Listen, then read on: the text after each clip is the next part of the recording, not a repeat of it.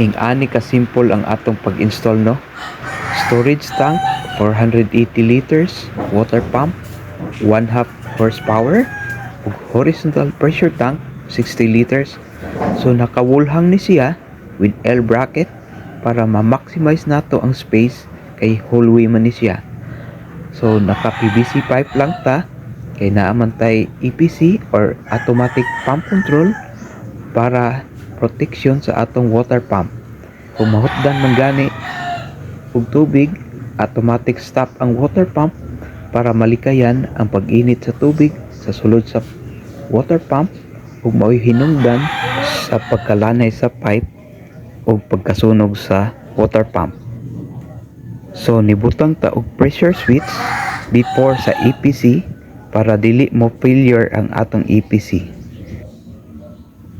Ug ma-adjust pod nato ang pressure kay ang EPC fix man ang iyang pressure setting.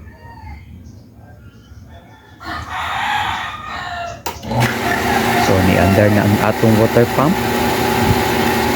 So kung naamoy pangutana or questions, palihog lang og comment down below para matubag mo nako. So mag-anik hap sa yung atong pag-install para sayon pud nato pag-maintain.